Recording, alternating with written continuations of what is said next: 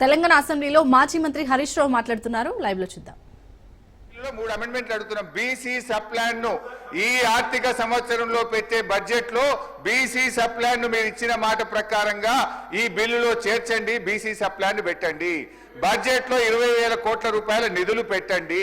కాంట్రాక్టుల్లో బీసీలకు 42% రిజర్వేషన్ కల్పిస్తూ ఈ బిల్లులో చేర్చడం ద్వారా బీసీల కొరకు ఏం చేయాలనేటువంటి తప్పకుండా హరీష్ రావు గారికి సారి మళ్ళీ గౌరవ సభ్యులు సలహా తీసుకుంటాం. కానీ ఇది ఒక చట్టము, ఈ చట్టము కేంద్రానికి పంపాలి.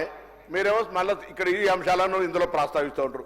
వీటిని మీరు చర్చించే మంచి సమయం ఉంది, మాట్లాడదాం. మీరు మేము మనము ఏంది పరిస్థితి, 10 ఏళ్లలో ఏం జరిగింది, ఇక్కడ ఏం జరిగింది, ఇవన్నీ ఇప్పుడు నేను రాజకీయ విమర్శలకు పోదలుచుకోలేదు కాబట్టి నేను పరిమితం అవుతాను అధ్యక్ష. ఇది చట్టము, మనం కేంద్రానికి పంపాలి. ఆడికి పరిమితం అయితే గౌరవ శాసనసభ్యుడు ఇప్పుడు మాట్లాడుతున్న గంగుల కమలాకర్ మరొక్కసారి కోరుతా ఉన్నా, ఆ పార్టీ నాయకుడు ఎన్నికకి దయచేసి ఏం వినమ్రపూర్వకంగా మళ్ళీ కోరుతాం. ఇది గొంతు ఒక్కటిగా గట్టిగా మనం ఎప్పుడైనా జిందాబాద్ కొడితే ఎట్లా గట్టిగా కొడతామో అట్లా ఢిల్లీకి వినబడేటట్టుగా అందరూ కలిసి తీసుకుపోవాలి. కమలాకర్ గారు ప్లీజ్. అధ్యక్ష, గౌరవ ముఖ్యమంత్రి గారు రేవంత్ రెడ్డి గారు సభలు ఉన్నారు అధ్యక్ష. మాటికి మీరు అవకాశం ఇచ్చిండ్రు, మీరే డిస్టర్బ్ చేస్తారు అధ్యక్ష. ముఖ్యమంత్రి ఉన్నారు కదా ఇప్పుడు అధ్యక్ష. హరీష్ గారికి ఎక్కువ సమయం ఇచ్చారు, మీరు మాట్లాడండి. నేను మళ్ళీ క్లియర్ చెప్తున్నా అధ్యక్ష. గౌరవ ముఖ్యమంత్రి రేవంత్ రెడ్డి గారు చెప్పినట్టు ఇది యొక్క బిల్లును పాస్ చేయించుకొని పార్లమెంట్లో పాస్ చేయించుకొని 9th షెడ్యూల్లో పెడతానందుకు నేను నిజంగానే ఆహ్వానిస్తున్నాను. నిజంగా మా జాతులు ఎప్పుడు సంతోషపడతాయంటే ఇవి ఇంప్లిమెంట్ కావాలని. నేను గౌరవ ముఖ్యమంత్రి గారు ఇక్కడే ఉన్నారు, ఇంప్లిమెంట్ చేయాలంటే 2 ఇబ్బందులు ఉన్నాయి కాబట్టి అధ్యక్ష ఈ యొక్క హడల్స్ క్లియర్ చేసుకొని సాఫీగా పోవాలని చెప్పేసి నేను మనస్ఫూర్తి కోరుకున్నా అధ్యక్ష. నేను మళ్ళీ చెప్తున్నాం, మా బీఆర్ఎస్ పార్టీ స్వాగతిస్తుంది, మద్దతు ఇస్తుంది. అవసరమైతే మీ ఎంబడి వచ్చి ఢిల్లీలో నిరాహార దీక్ష చూడంగా మీ ఎంబడి సిద్ధంగా ఉన్నాం. జయలలిత ఎలా తీసుకోమని చెప్పి మేము కోరుతున్నాం. మేము కూడా కానీ ఈ యొక్క చట్టాన్ని 9th షెడ్యూల్లో పెట్టించే బాధ్యత కూడా గౌరవ ముఖ్యమంత్రి రేవంత్ రెడ్డి తీసుకోవాలి. ప్రెజర్ కూడా బీజేపీ ప్రభుత్వం మీద ప్రెజర్ పెట్టాలి. ఈ 2 ప్రభుత్వాలు కూర్చున్నాక 5 నిమిషాల లోపల 9th షెడ్యూల్లో ఇస్తుంది కాబట్టి దాన్ని సంప్రసాదిస్తున్నాం. దానికి ఉన్న ఇబ్బందులు తొలగిపోవాలంటే కొన్ని బీహార్ది చెప్పినాను, కొన్ని తమిళనాడు చెప్పినాము. ఈ 2 పరిణామాలు తీసుకొని శాస్త్రీయంగా పోవాలని చెప్పేసి నేను కోరుకున్నాను. అంతకన్నా ఎక్కువ శాపనార్థం అనిపించలేదు అధ్యక్ష. దాంతోపాటు 2 బిల్లు పెట్టారు, చాలా సంతోషం, సాధిస్తున్నాం. 3వ బిల్లు కూడా మీరు హామీలు ఇచ్చింది పెట్టమంటున్నాం. అది తప్పు కాదు కదా, మీరేగా ఒప్పుకున్నది, దాని తప్పు కాదు కదా, అది పెట్టమని రిక్వెస్ట్ చేస్తున్నాం. ముఖ్యమంత్రి ఉన్నారు కదా, ముఖ్యమంత్రి డిసైడ్ చేసుకుంటారు, ముఖ్యమంత్రి డిసైడ్ చేస్తారు కదా.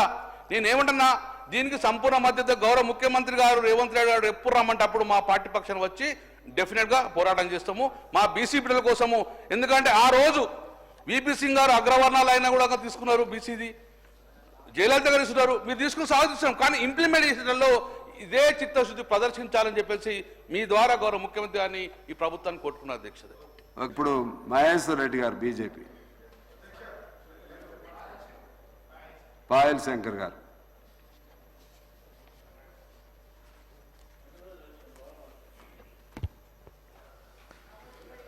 ధన్యవాదాలు అధ్యక్ష. విద్యలో, ఉద్యోగాల్లో,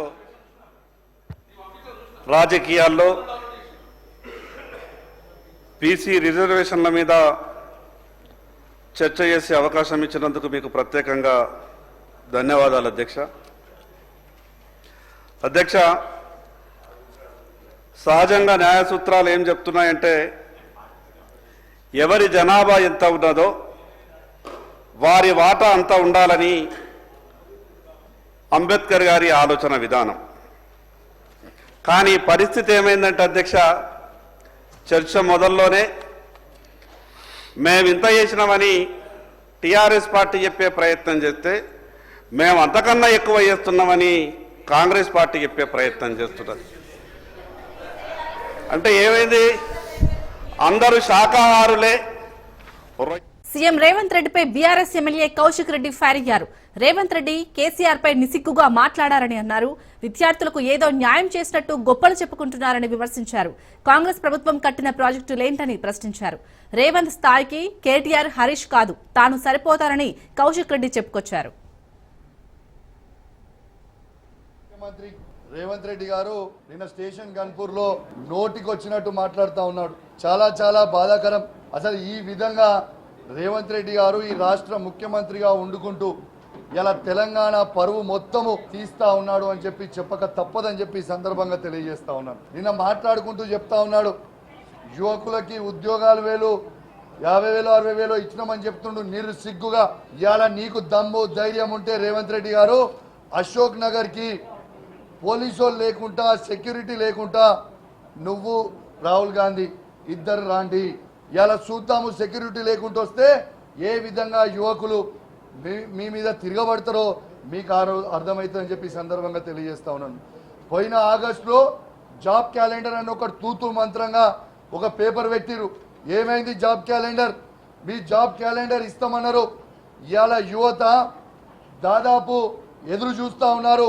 మీరే డేట్లతో సహా మీ మేనిఫెస్టోలో ప్రకటించి డిసెంబర్లో 2 లక్షల ఉద్యోగాల నోటిఫికేషన్ ఇస్తామని చెప్పి ఇవాళ దాకా మీరు ఎందుకు ఒక్క నోటిఫికేషన్ కూడా ఇవ్వలేదు అని చెప్పి నేను అడుగుతా ఉన్నాను. ఇలా భారతదేశ చరిత్రలో ఎక్కడ లేని విధంగా కేసీఆర్ గారు 2,32,000 ఉద్యోగాల నోటిఫికేషన్ ఇచ్చి ఇలా 2,10,000 ఉద్యోగాలు బాజాబ్తు కేసీఆర్ గారు ఇచ్చింది మీ అందరికి కూడా తెలిసిందే. ఇలా ఈ భారతదేశంలో కాంగ్రెస్ పరిపాలిస్తున్న రాష్ట్రాలలో కానీ, బీజేపీ పరిపాలిస్తున్న రాష్ట్రాలలో కానీ ఏ ఒక్క రాష్ట్రంలో కూడా కేసీఆర్ గారు ఇచ్చినన్ని గవర్నమెంట్ ఉద్యోగాలు ఏ రాష్ట్రంలో కూడా ఇవ్వలేదు అని చెప్పక తప్పదని చెప్పి సందర్భంగా తెలియజేస్తా ఉన్నాను. అదే విధంగా ప్రైవేట్ ఉద్యోగాలు దాదాపు ఈ తెలంగాణ రాష్ట్రంలో హైదరాబాద్కి 10 లక్షల ఉద్యోగాలని ఇలా కేసీఆర్ గారు, కేటీఆర్ గారు కల్పించిందని కూడా చెప్పక తప్పదు.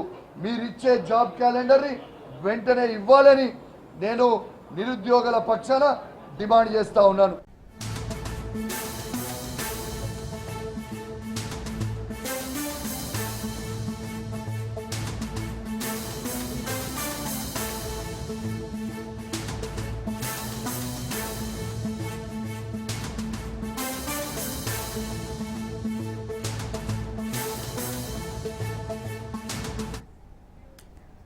బ్రేకింగ్ న్యూస్ చూస్తున్నాం. అధికార పార్టీ ఎమ్మెల్యే అనిరుద్ రెడ్డి హైడ్రాపై తీవ్ర విమర్శలు చేశారు.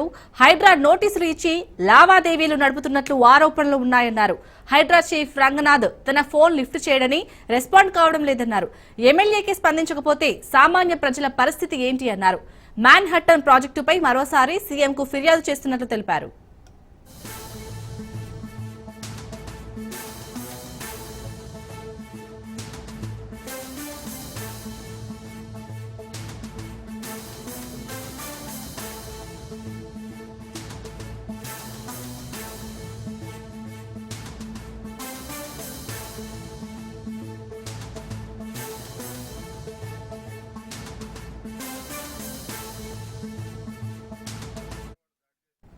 అధికార పార్టీ ఎమ్మెల్యే అనిరుద్ రెడ్డి హైడ్రాపై తీవ్ర విమర్శలు చేశారు.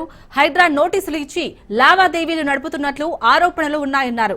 హైడ్రా చీఫ్ రంగనాథ్ తన ఫోన్ లిఫ్ట్ చేయడని, రెస్పాండ్ కావడం లేదన్నారు. ఎమ్మెల్యేకే స్పందించకపోతే ఇక సామాన్య ప్రజల పరిస్థితి ఏంటి అన్నారు. మ్యాన్ హట్టన్ ప్రాజెక్టుపై మరోసారి సీఎంకు ఫిర్యాదు చేస్తున్నట్టు తెలిపారు.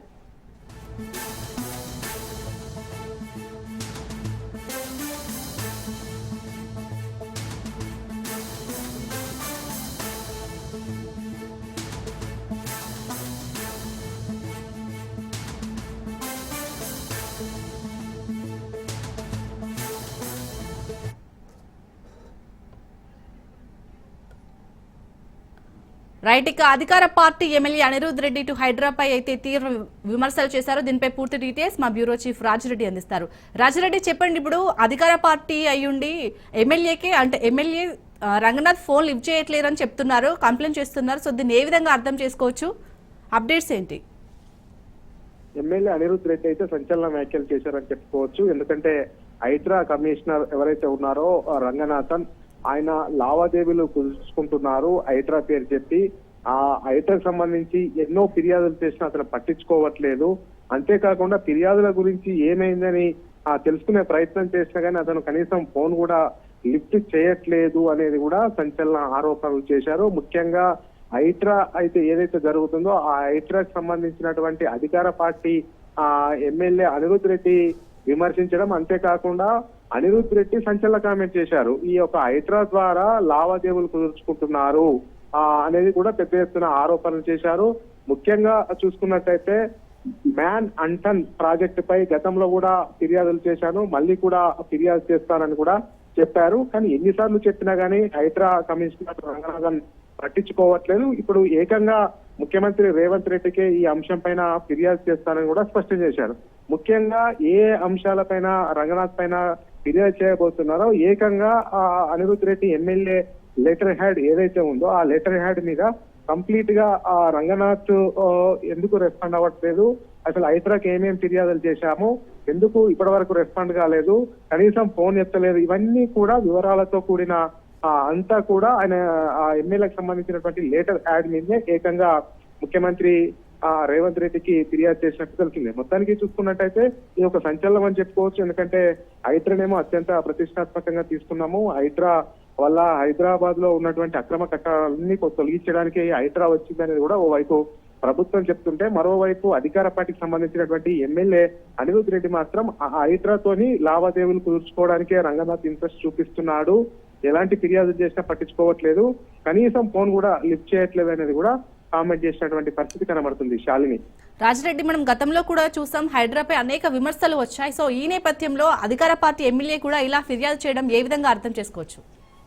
అంటే ఖచ్చితంగా ఇప్పుడు అధికార పార్టీ సంబంధించినటువంటి ఎమ్మెల్యే ఫిర్యాదు చేయడం సంచలనంగా మారిందని చెప్పుకోవచ్చు. ఎందుకంటే ఇప్పటి వరకు అయితే ప్రతిపక్ష పార్టీలు పేదలకు ఒక న్యాయం పెద్దలకు ఒక న్యాయంగా హైడ్రా పనిచేస్తుంది, పేదల ఇల్లు మాత్రమే ముట్టుకుంటుంది, పేదల ఇళ్ళ మాత్రమే కూల్చివేస్తుంది, బడా బాబుల ఇల్లు పుట్టుకోవట్లేదు, అక్రమ కన్స్ట్రక్షన్స్ కూడా ఏం టచ్ చేయట్లేదు అనేది కూడా ఇప్పటికీ ప్రతిపక్ష పార్టీలు సామాన్యుల నుంచి పెద్ద ఎత్తున ఆరోపణలు ప్రభుత్వం పైన విమర్శలు చేస్తున్నాయి.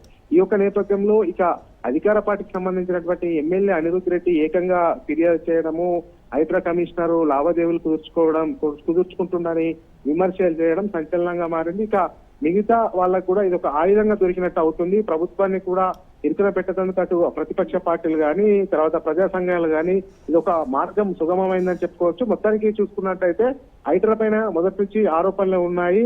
సామాన్యులకు ఒక రకంగా హైడ్రా వ్యవహరిస్తుంది, అదే విధంగా బడా బావులకు ఒక రకంగా హైడ్రా వ్యవహరిస్తుంది. హైడ్రా అనేది అందరినీ సమకోణంలో చూడాలి అనేది కూడా ఇప్పటికే పెద్ద ఎత్తున విమర్శలు వస్తున్నాయి. ఇక ఈ అనిరుద్ రెడ్డి కంప్లైంట్ తో అనిరుద్ రెడ్డి ఏకంగా హైడ్రా కమిషనర్ రంగనాథ్ పై విమర్శలు చేయడము, లావాదేవీలు కుదుర్చుకుంటుండని సంచలన కామెంట్ చేయడము, ఇక రానున్న రోజుల్లో ఇది అంతా ప్రభుత్వాన్ని ఇరుకున పెట్టే అవకాశాలు అయితే స్పష్టంగా కనబడుతున్నాయి. Shalini, right, thank you Rajireddy.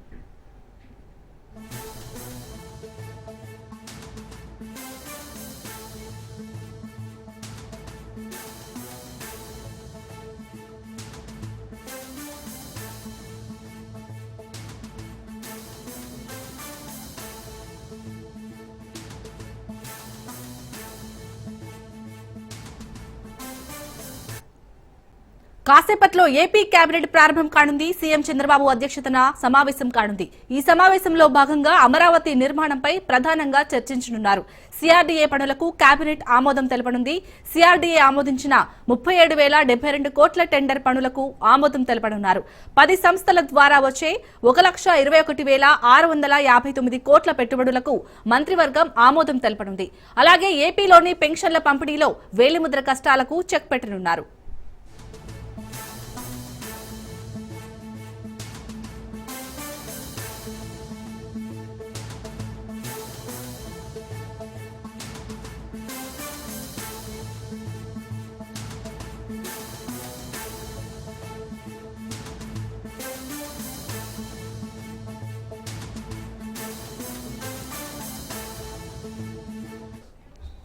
కాసేపట్లో ఏపీ కేబినెట్ ప్రారంభం కానుంది. సీఎం చంద్రబాబు అధ్యక్షతన సమావేశం కానుంది. ఈ సమావేశంలో భాగంగా అమరావతి నిర్మాణంపై ప్రధానంగా చర్చించనున్నారు. సిఆర్డీఏ పనులకు కేబినెట్ ఆమోదం తెలపనుంది. సిఆర్డీఏ ఆమోదించిన 37,072 కోట్ల టెండర్ పనులకు ఆమోదం తెలపనున్నారు. 10 సంస్థల ద్వారా వచ్చే 1,21,659 కోట్ల పెట్టుబడులకు మంత్రివర్గం ఆమోదం తెలపనుంది. అలాగే ఏపీలోని పెన్షన్ల పంపిణీలో వేలిముద్ర కష్టాలకు చెక్ పెట్టనున్నారు.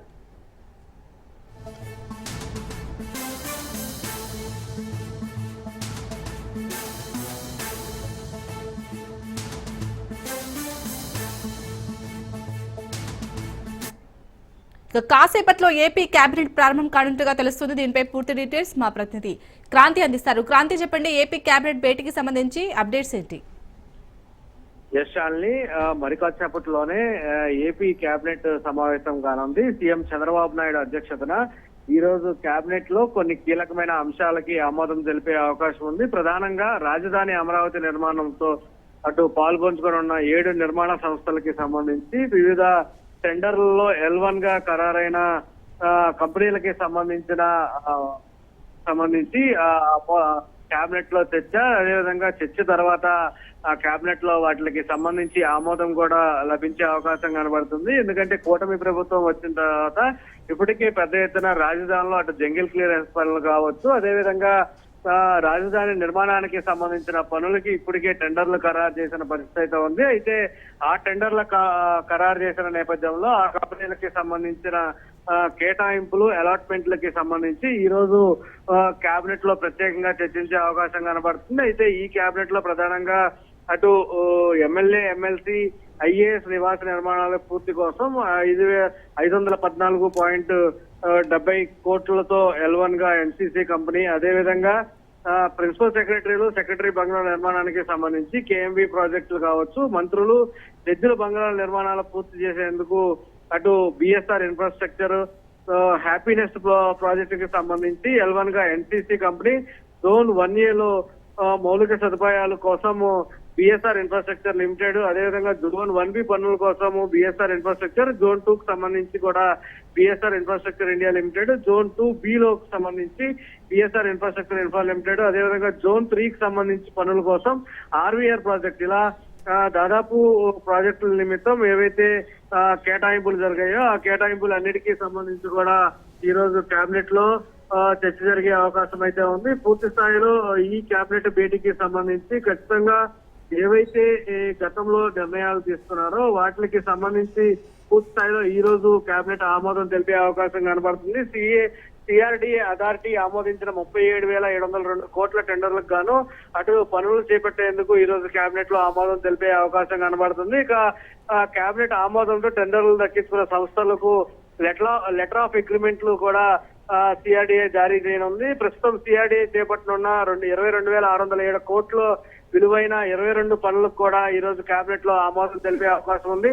ఇక అమరావతి డెవలప్మెంట్ కార్పొరేషన్ చేపట్టిన 15,881 కోట్లకి విలువైన 37 పనులకు కూడా ఈ రోజు కేబినెట్ లో ఆమోదం తెలిపే అవకాశం కనబడుతుంది. అమరావతిలో పనులకు శంకుస్థాపన, భూ కేటాయింపులకు కూడా ఈ రోజు కేబినెట్ లో ఆమోదం లభించే అవకాశం ఉంది. ఇక మున్సిపల్ శాఖలోని పలు ఎజెండాలకు సంబంధించి కూడా ఈ రోజు కేబినెట్ లో ఆమోదం తెలిపే అవకాశం ఉంది. 4వ SIPB మీటింగ్ లో ఆమోదం తెలిపిన వాటికి ఈ రోజు కేబినెట్ లో ఆమోదం తెలుపుతున్నారు.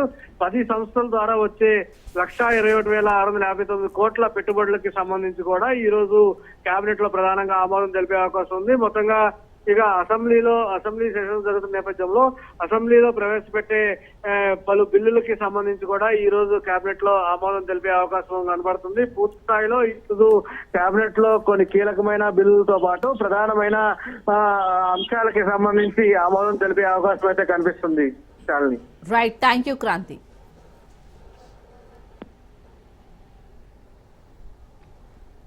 ఇటు ఏపీ అసెంబ్లీలో సీఎం చంద్రబాబు నాయుడు మాట్లాడుతున్నారు. లైవ్ లో చూద్దాం.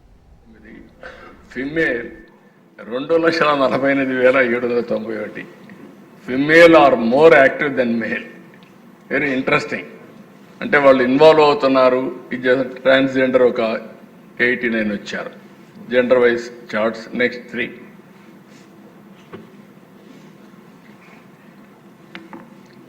ఇది జిల్లా వారీగా రెస్పాన్స్. ఇది మీకు ఒక ఐడియా కోసం రియల్ డాష్ బోర్డ్ పెట్టాం.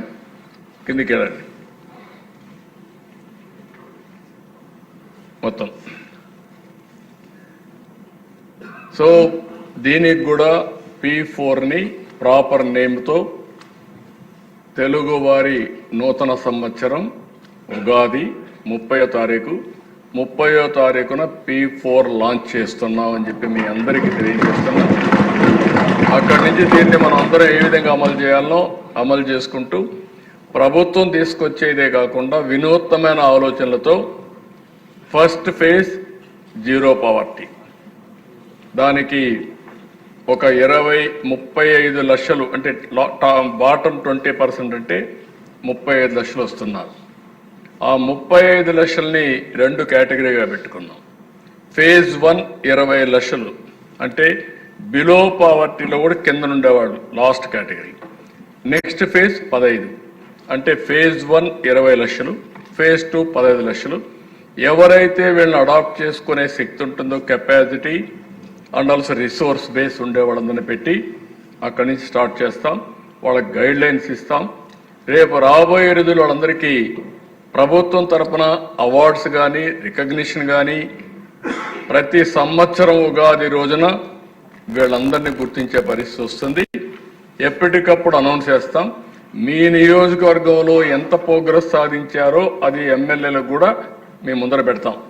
అంటే మీ నియోజకవర్గాల్లో ఎన్ని ఫ్యామిలీస్ ఉన్నాయి, ఆ ఫ్యామిలీస్ తలసరి ఆదాయం ఎంత పెరిగింది, జీవన ప్రమాణాలు ఏ విధంగా వచ్చాయి, మీ కాన్స్టిట్యున్సీలో ఉండేవాళ్ళు కానీ బయట కానీ ఎంతమంది వచ్చి ఈ P4 అడాప్ట్ చేసుకున్నారు, ఎట్లా పని చేస్తున్నారు అనే విషయాలు కూడా మీకు కూడా పెడతాం.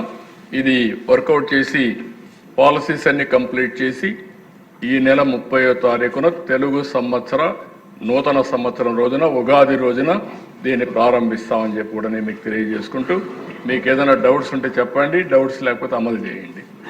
ఈరోజు మనందరం చేయాల్సిన ఒకటే మార్గం, దీన్ని అమలు చేయాలి. ఏదైనా సరే అంబేద్కర్ గారు ఒక మాట చెప్పారు, రాజ్యాంగం రాశాను, ఈ రాజ్యాంగం అమలు చేసే విధానం ఫలితాలు అమలు చేసే వ్యక్తులపైన ఆధారపడుతుందని. అంటే ఆయన ఉద్దేశం ఏంటంటే మంచివాడు వస్తే ఈ రాజ్యాంగంలో ఉండేటే కాకుండా అదనంగా చేర్చి ఇంకా బ్రహ్మాండంగా అమలు చేస్తారు. చెడు వ్యక్తులు వస్తే ఈ రాజ్యాంగాన్ని అమలు చేసేదంటూ తూట్లు పొడుస్తారని చెప్పారు. గడచిన 5 సంవత్సరాల గత ప్రభుత్వంలో ఏం జరిగిందో మీరే చూశారు. అందుకని ఇది మన చేతుల్లో ఉంది. ఆ స్ఫూర్తిని తీసుకొని మనం ఏ విధంగా అభివృద్ధి చేయగలుగుతామో చాలా స్పష్టమైనటువంటి టార్గెట్స్ పెట్టుకున్నాం. 2029 మళ్ళీ ఎన్నికల పోయే రోజున మనం ఏం చేస్తామో చెప్పి ప్రజల దగ్గరికి వెళ్తాం. ఆ తర్వాత కూడా 2047కు ఇప్పుడు సాధించిన ఫలితాలు చూసి మనం ఎక్కడుంటాం కూడా ప్రజల్లో ఒక నమ్మకాన్ని కల్పించడానికి ముందుకు పోతున్నాం. దీన్ని పూర్తిగా మెంబర్స్ అందరూ స్వాగతించడమే కాకుండా అమలు చేయడానికి భాగస్వాములు కావాలని మిమ్మల్ని, అదే సమయంలో ప్రజలందరికీ విజ్ఞప్తి చేస్తున్నాం. ఒక స్పష్టమైన వైఖరిని తీసుకున్నాం. మీరందరూ భాగస్వాములు. ఇందులో ప్రతి ఒక్కరికి మీరు భాగస్వాములే కాకుండా మీకోసం తయారు చేసిన విజన్ ఇది, మీరు గెలిపించిన ప్రభుత్వం తయారు చేసిన విజన్ ఇది. దీంట్లో పూర్తిగా భాగస్వాములయ్యి సహకరించవలసిందిగా మరొక్కసారి ప్రజలందరికీ విజ్ఞప్తి చేస్తూ మీ దగ్గర సెలవు తీసుకుంటున్నాను. జై హింద్.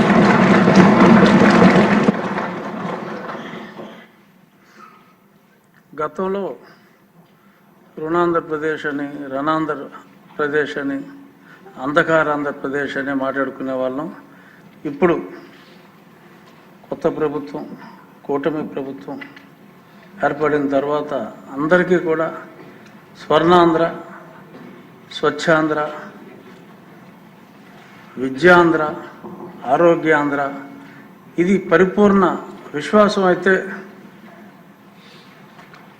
కలిగింది. ఇప్పుడు ముఖ్యమంత్రి గారు ఇంత వివరంగా చెప్పిన తర్వాత అది మరింత బలపడింది అంటంలో ఎటువంటి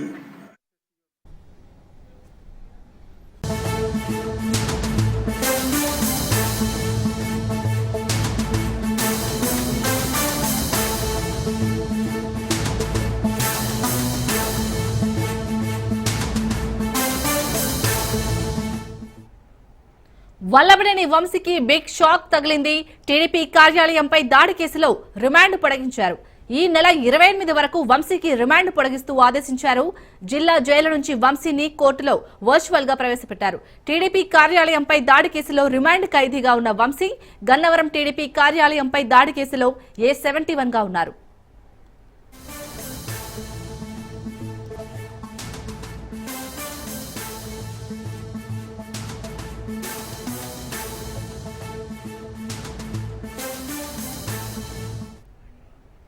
రైట్, ఇక టీడీపీ కార్యాలయంపై దాడి కేసులో వంశీ రిమాండ్ అయితే పొడిగించినట్టుగా తెలుస్తుంది. దీనిపై పూర్తి డీటెయిల్స్ మా ప్రతినిధి క్రాంతి అందిస్తారు. క్రాంతి.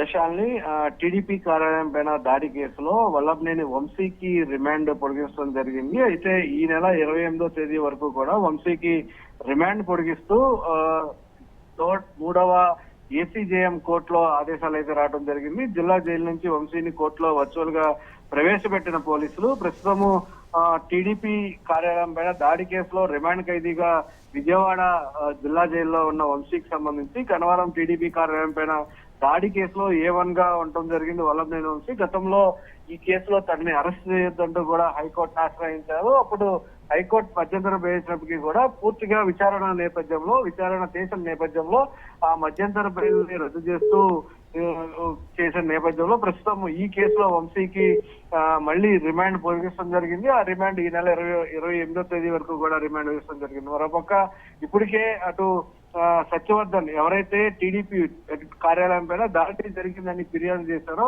ఫిర్యాదుదారుడిని కిడ్నాప్ అదేవిధంగా బెదిరించిన కేసులో ప్రస్తుతం వల్లభనేని వంశీ రిమాండ్ లో ఉండటం జరిగింది. ఆ రిమాండ్ కి సంబంధించి కూడా ఈ రోజు పూర్తయ్యే అవకాశం ఉంది. ఈ నేపథ్యంలోనే వర్చువల్ గా దీనికి సంబంధించి కూడా న్యాయమూర్తి ముందు అటు ప్రజాప్రతినిధులకు సంబంధించిన అదేవిధంగా విజయవాడ ఎస్సీ ఎస్టీ కోర్టుకు సంబంధించి న్యాయమూర్తి ముందు ప్రవేశపెట్టే అవకాశం ఉంది.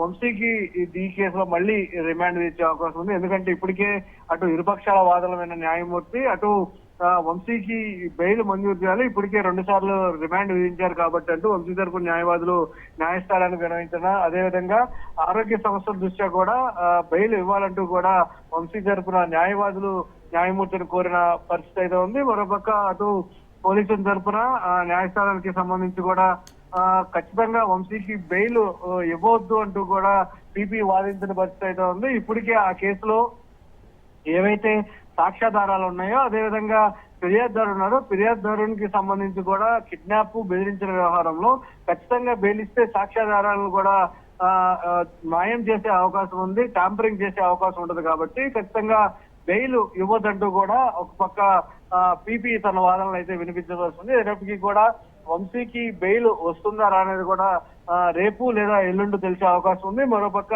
టీడీపీ కార్యాలయం దాడి కేసులో ప్రస్తుతం రిమాండ్ ని పొడిగించడంతో ఈ నెల 28వ తేదీ వరకు కూడా రిమాండ్ అయితే ప్రస్తుతం న్యాయమూర్తి విధించిన పరిస్థితి ఉంది. విశాల్ని. Right, thank you Kranti.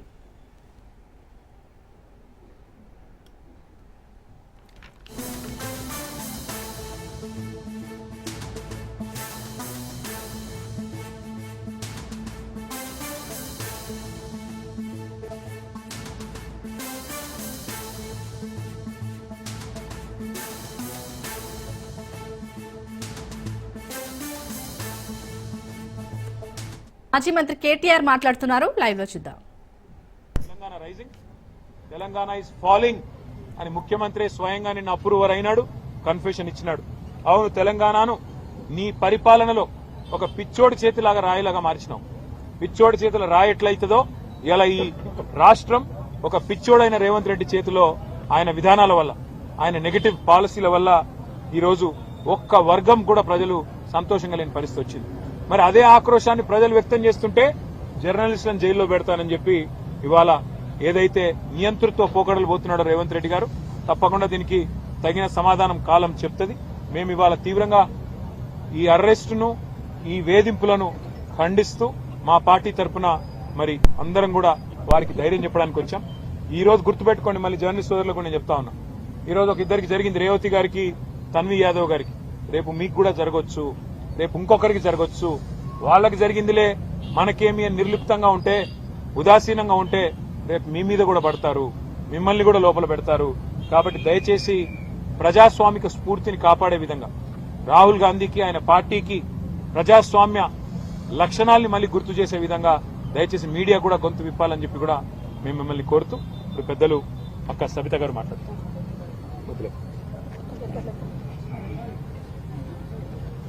ఈరోజు రేవతి గారిని, తన్వి యాదవ్ గారిని చూడడానికి ఇక్కడికి రావడం జరిగింది. నిజంగా వాళ్ళని చూసిన తర్వాత అనిపిస్తుంది, ప్రజల గొంతుక వినిపిస్తున్న వాళ్ళు చెయ్యని తప్పుకి శిక్ష అనుభవిస్తున్నారనే ఫీలింగ్ తో వాళ్ళు బాధపడుతుంటే నిజంగా బాధ అనిపిస్తా ఉంది. ఈ సంఘటన ఖండిస్తా ఉన్నాం. ఇది ఒకటే కాదు, గతంలో కూడా 2 మహిళా జర్నలిస్టులని రైతులకు రుణమాఫీ కాలేదు అని అడగడానికి వెళ్ళినప్పుడు ఆ అసహనాన్ని కప్పిపుచ్చుకోవడానికి విజయారెడ్డి అదేవిధంగా సరిత యాదవ్ వాళ్ళిద్దరిని మహిళా జర్నలిస్టులను కూడా ఆ రోజు కూడా కేసు పెట్టి వేధించడం. ఆ విధంగా చూస్తా ఉంటే 15 నెలల లోపల దాదాపుగా 11 మంది పైన ఏదో ఒక రకంగా కేసులు పెట్టడము, జైలు పంపించడం అనేది ఈరోజు పరాపాటిగా మారింది తెలంగాణ రాష్ట్రంలో. రేవంత్ రెడ్డి గారు ఏదైతే 6 గ్యారెంటీలు ఎట్లా అటకెక్కించిండ్రు, 7వ గ్యారెంటీ కూడా ఎన్నికలప్పుడు 7వ గ్యారెంటీ ఏదైతే ఇచ్చిండో దాన్ని కూడా తుంగలో దొక్కినట్టు ఈరోజు ప్రజాస్వామ్యాన్ని కూని చేసే విధంగా ఈరోజు జర్నలిస్టులను అరెస్ట్ చేస్తూ వాళ్ళ ప్రభుత్వం అసమర్థతను కప్పిపుచ్చుకునే ప్రయత్నాన్ని ఈ విధంగా చేయాలనే ప్రయత్నం చేస్తా ఉన్నారు. ఢిల్లీ లెవెల్లో ఉన్న, దేశం లెవెల్లో ఉన్న వాళ్ళు స్పందిస్తా ఉన్నారు. జర్నలిస్టుల అరెస్టు అసహనానికి, ప్రభుత్వ అసహనానికి నిదర్శనంగా ఈ జర్నలిస్టుల అరెస్టు నిలిచిందని వాళ్ళ ఎంపీ గారి కపిల్ సిబాల్ గారు మొన్న మాట్లాడుతూ చెప్తున్నారు. తెలంగాణ రాష్ట్రంలో తెలంగాణ ప్రభుత్వ అసహనానికి నిదర్శనం మహిళా జర్నలిస్టుల అరెస్ట్ అనేది మొన్న వారే మాట్లాడుతున్నారు. కానీ ఇక్కడున్న ముఖ్యమంత్రి గారు, హోంమంత్రి గారు రెండు వారి దగ్గరే ఉన్నాయి. జనరల్ గా ఒక జర్నలిస్ట్ ని ఎవరైనా అరెస్ట్ చేయాలని, ఏదైనా చేయాలని ఫస్ట్ హోంమంత్రికే ఇన్ఫర్మేషన్ ఇస్తారు. అంటే మీ డైరెక్షన్ లో మీరు చెప్పిన ప్రకారమే ఈరోజు జర్నలిస్టులందరినీ కూడా లోపలేసేసి ప్రజలు ఎవరు మాట్లాడినా కూడా వ్యతిరేకంగా ఎవరు టెలికాస్ట్ చేయకూడదు, ఎవరు చేసిన ఇలా ఇదే విధంగా ఉంటుందనే ఆలోచన కల్పించాలన్న ఆలోచనతో ఈరోజు చేస్తా ఉన్నారు. ఒక అమ్మాయి ఈరోజు తన్వి యాదవ్ చెప్తా ఉంది, 18 మంది పోలీసు వాళ్ళు తనని తీసుకెళ్లి ఇట్లా పడేస్తున్నారు అని చెప్తా ఉంది. ఏం తప్పు చేశారు? నోరు మూసి ఎత్తి తీసి అట్లా వెహికల్లో పడేశారని చెప్తా ఉంది. ఏం తప్పు చేశారు వాళ్ళు? ప్రజల ఆక్రోశాన్ని, ప్రజల ఆవేదనని మీరు వినడానికి సిద్ధంగా లేరు కాబట్టి వాళ్ళ వేదిక నుండి వినిపించున్నారు. వాళ్ళు చేసిన తప్పేంటి? వాళ్ళు మాట్లాడింది మాత్రమే టెలికాస్ట్ చేస్తున్నారు. నిజంగా నిజమైన లీడర్ అయితే ఈ రాష్ట్ర ముఖ్యమంత్రిగా తెలంగాణ అసెంబ్లీ నుంచి ఎంఐఎం వాకౌట్ చేసింది. సభ నడుపుతున్న తీరును నిరసిస్తూ వాకౌట్ చేశారు నేతలు. శాసనసభ నడపడంలో ప్రభుత్వం విఫలమైందన్నారు అక్బరుద్దీన్. ప్రజాస్వామ్యాన్ని శాసనసభలో కూని చేస్తారా అంటూ నిలదీశారు. ఇది గాంధీ భవన్ కాదు, తెలంగాణ శాసనసభ అన్నారు అక్బరుద్దీన్. గాంధీ భవన్ తరహా కాకుండా అసెంబ్లీలా నడపాలని సూచనలు చేశారు MIM MLA Akbaruddin. Sir, you could have postponed the question. Straight away, if you go to 0 hour, that means that this question is deemed to be answered. Rest of the question. Thirdly, sir, I give one question and the question which I have asked is being deleted. It is not the exact question that I have asked, sir. Sir, I had asked for the details of the GOs and BROs issued from the December month, sir. Sir, वो question message निकाल दिए sir. ये कैसा है sir? ये क्या ऐसा house को रन करेंगे सर? ये डेमोक्रेसी है sir? Sir, at tomorrow, yesterday, sir. Yesterday at 9:30 we got the agenda, sir. 9:30, sir. Before 3 o'clock, 3 a.m. in the morning we are getting the agenda. How do we prepare, sir? And earlier, sir, there was a precedent, a parliamentary practice which this house had. All the floor leaders used to be provided questions which comes every day, sir. Ab aaj they are saying, sir, they will not give us the answer unless and until the honorable speaker reads the question, sir. Sir, I really fail to understand, sir, why this new practices. Question के answer देते, sir, ऐसा करे तो कैसा साहब आप बताइए, sir. फिर आप माइक भी नहीं दे रहे. सर, अगर ऐसा करना है बोले तो सर ठीक है सर, हम अंडर प्रोटेस्ट कि this government is really failing to conduct the house and stopping the questions, changing the questions, not giving the answers and really killing the democracy and this house, sir, on the protest of this, sir. और इसके एहतजाज में हम समझते हैं ठीक है sir, हम वॉकआउट करते हैं सर. आप ये जरूर बोलूंगा सर कि ये गांधी भवन नहीं है, ये असेंबली है, असेंबली की तरह.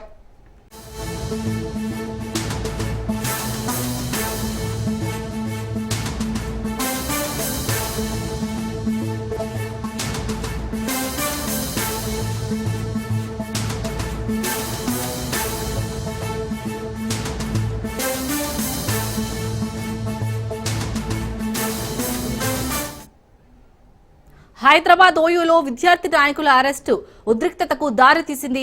యూనివర్సిటీలో నిరసనలు, ఆందోళనలు నిషేధిస్తూ ఉత్తర్వులు జారీ చేయడాన్ని విద్యార్థి సంఘాల నాయకులు తీవ్రంగా వ్యతిరేకిస్తున్నారు. ఈ నేపథ్యంలో ఏబీవీపీ ఓయూ బంద్ కు పిలుపునిచ్చింది. దీంతో పోలీసులు ముందస్తుగా ఏబీవీపీ నాయకులను అరెస్ట్ చేశారు. ఈ సందర్భంగా నిరసనలు, ఆందోళనలను నిషేధిస్తూ అధికారులు ఇచ్చిన సర్క్యులర్ ని వెనక్కి తీసుకోవాలన్నారు. వీసీకి వ్యతిరేకంగా నినాదాలు చేశారు. BC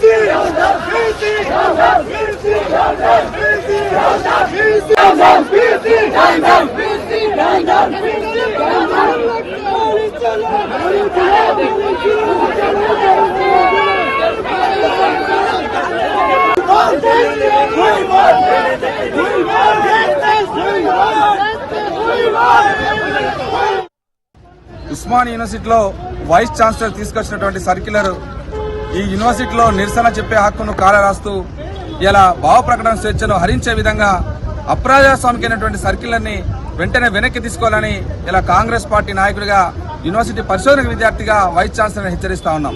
ఎందుకంటే ఈ యూనివర్సిటీ ఈ రాష్ట్రంలో ఇలా కాంగ్రెస్ ప్రజాప్రభుత్వం ఉంది. మరి ఈ రాష్ట్రంలో ఉన్నటువంటి వైస్ ఛాన్సలర్ ఇలా భారతీయ జనతా పార్టీకి ఇలా అడుగులకు మడుగులొచ్చుతూ ఇలా ఎన్ఈపిని న్యూ ఎడ్యుకేషన్ పాలసీని ఇక్కడ ఇంప్లిమెంట్ చేస్తూ ఇలా ఈ రాష్ట్ర ప్రభుత్వానికి వ్యతిరేకంగా పనిచేస్తున్నట్టుగా కనబడతా ఉంది. కాబట్టి వైస్ ఛాన్సలర్ వైఖరిని మేము తీవ్రంగా ఖండిస్తా ఉన్నాం. కాబట్టి వెంటనే విద్యార్థులకు నష్టం చేసేటువంటి చర్యలు పరిశోధన విద్యార్థులు పిహెచ్డి 2017, 2018 పరిశోధన విద్యార్థులు ఎవరైతే ఉన్నారో వాళ్ళ అడ్మిషన్లు రద్దు చేస్తా వాళ్ళను సబ్మిషన్ చేసుకునేటువంటి హక్కును రాసే విధంగా చర్యలు చేపడతా ఉన్నారు. అదంతా కూడా భారతీయ జనతా పార్టీ తీసుకొచ్చినటువంటి న్యూ ఎడ్యుకేషన్ పాలసీలో భాగంగా నడుస్తా ఉంది. కాబట్టి ఇలా ఎందుకు దాన్ని మీరు సమర్థిస్తా ఉన్నారని ఈ సందర్భంగా మేము వైస్ ఛాన్సలర్ని ప్రశ్నిస్తా ఉన్నాం. కాబట్టి వెంటనే న్యూ ఎడ్యుకేషన్ పాలసీని ఇంప్లిమెంట్ చేయడం మానుకోవాలని కూడా ఈ సందర్భంగా మేము వైస్ ఛాన్సలర్ని హెచ్చరిస్తా ఉన్నాం. అదేవిధంగా ఈ అప్రజాస్వామికంగా భావ ప్రకటన స్వేచ్ఛను ఇలా నిరసన చెప్పే హక్కును కాలరాసే విధంగా ఉన్నటువంటి ఈ సర్కులను కూడా వెంటనే వెనక్కి తీసుకోవాలని ఇలా ఉస్మానియా యూనివర్సిటీలో ఉన్నటువంటి ఎన్ఎస్ఐ విద్యార్థుల పక్షాన కాంగ్రెస్ పార్టీ పక్షాన ఇలా వైస్ ఛాన్సలర్ని హెచ్చరిస్తా ఉన్నాం. వైస్ ఛాన్సలర్ రిజిస్టర్ గార్ల పేరుతో సర్క్యులర్ రిలీజ్ చేశారు. ఉస్మానియా యూనివర్సిటీలో ఎటువంటి ఉద్యమాలు చేయకూడదు, వాయిస్ ఇవ్వకూడదు, విద్యార్థులు ఆందోళన చేయొద్దని చెప్పేసి సర్క్యులర్ సారాంశం. దీన్ని ఉస్మానియా యూనివర్సిటీ విద్యార్థి సంఘాలు అందరం కూడా అధికార పార్టీలు ఉన్న వాళ్ళు, ప్రతిపక్ష పార్టీలు ఉన్నారు, అన్ని సామాజిక వర్గాలకు సంబంధించిన విద్యార్థులు తీవ్రంగా వ్యతిరేకిస్తా ఉన్నాం. దీనిని వ్యతిరేకిస్తూ ఓయూ మెయిన్ లైబ్రరీ నుంచి ఆర్ట్స్ కాలేజ్ వరకు భారీ విద్యార్థి ర్యాలీ నిర్వహించాం. ఈ సందర్భంగా మేము డిమాండ్ చేస్తా ఉన్నాం, ఓయూ వైస్ ఛాన్సలర్ గారు ఉస్మానియా యూనివర్సిటీ విద్యార్థులు వాళ్ళ సమస్యల మీద విజ్ఞాపన పత్రాలు ఇస్తారు, చర్చలు చేస్తారు, వాళ్ళ సమస్యలు పరిష్కరించమని అడుగుతారు. ఈ కనీస అవగాహన లేకుండానే యూనివర్సిటీలో ప్రొఫెసర్ గా ఉన్నావా? ఈ విషయం మీద స్పష్టత ఇవ్వాల్సిన అవసరం ఉంది. మీరు ఒకవేళ కార్పొరేట్ కంపెనీ సీఈఓగా వ్యవహరించదలుచుకుంటే విద్యార్థుల సమస్యలు వినడానికి సిద్ధంగా లేకపోతే తక్షణమే మీరు రాజీనామా చేసి మీరు బయటికి వెళ్ళిపోండి. అంతేగాని